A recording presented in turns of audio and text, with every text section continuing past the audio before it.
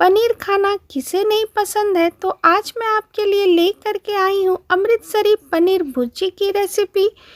बनाना इसे बहुत ही आसान है और खाने में ये बहुत ही टेस्टी और डिलीशियस लगती है।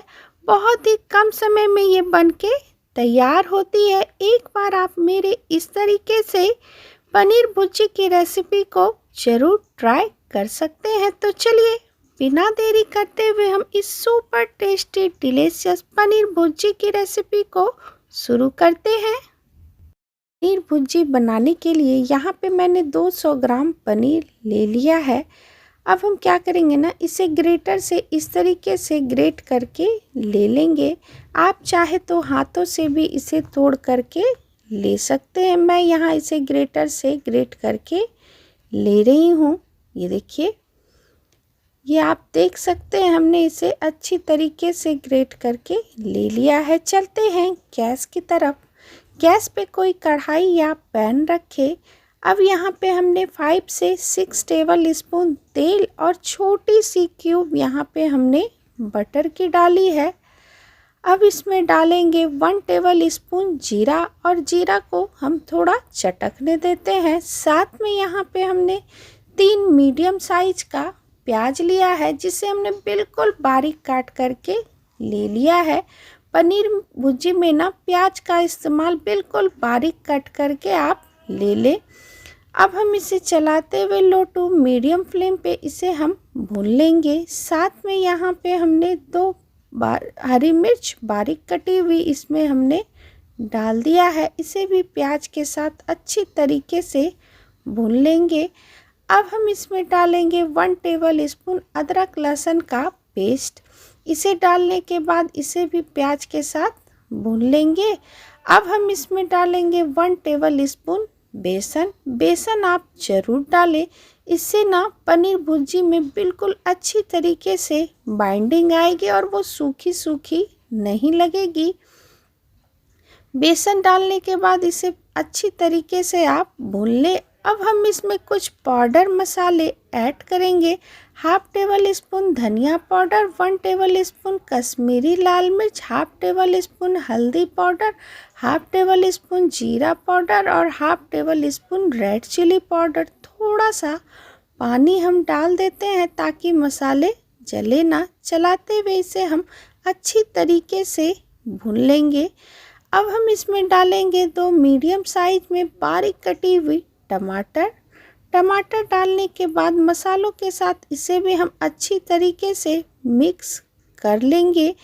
उसके बाद इसे हम 3 से 4 मिनट अच्छी तरीके से भूनते हुए इसे हम कवर करेंगे ताकि टमाटर ना अच्छी तरीके से सॉफ्ट हो जाए।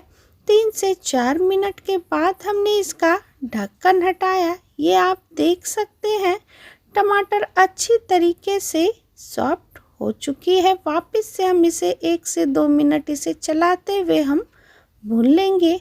अब हम इसमें डालेंगे ग्रेट किए हुए पनीर डालने के बाद इसे हम अच्छी तरीके से मिक्स करेंगे। ये देखिए फ्रेंड्स, अगर आपको मेरी रेसिपी पसंद आती हो तो मेरे वीडियो के नीचे लाइक का बटन है, उसे आप ज़रूर क्लिक करें। पनीर मिक्स करने के बाद हम इसमें डालेंगे टेस्ट के अकॉर्डिंग नमक। अभी तक हमने इसमें नमक नहीं डाला है। नमक डालने के बाद इसे अच्छे से हम मिक्स करेंगे। हमें इसमें पानी देने की कोई भी आवश्यकता नहीं है। ये आप देख सकते हैं हमने जो बेसन डाला था ना, उससे ही अच्छी बाइंडिंग हो रही है। साथ में यहाँ पे हमने 1/2 टेबल स्पून गरम मसाला ऐड किया है।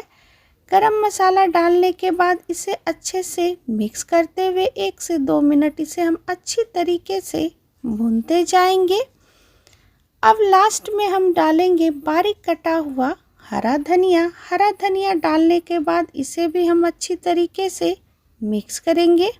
ये देखिए, मिक्स करने के बाद ये आप देख सकते हैं पनीर भुर्जी हमारी कितनी अच्छी बन के तैयार हुई है। अब चलते हैं सर्व करने की प्रोसेस पे। और ये लीजिए पनीर भुर्जी बन के बिल्कुल तैयार है। रेस्टोरेंट से भी अच्छी पनीर भुर्जी हमने घर पे बना करके तैयार किया है। एक बार आप मेरे इस तरीके से ना पनीर भुर्जी ज़रूर बना करके ट्राई कर सकते हैं। ये देखिए, इस तरीके से बना करके खिलाएंगे ना तो सभी बहुत ही खुश हो जाएंगे। इसके साथ हमने सर्व किया है ब्रेड। आप चाहे तो ब्रेड भी सर्व कर सकते हैं, चाहे तो आप पाव भी सर्व कर सकते हैं। ये सभी के साथ बिल्कुल परफेक्ट जाती है।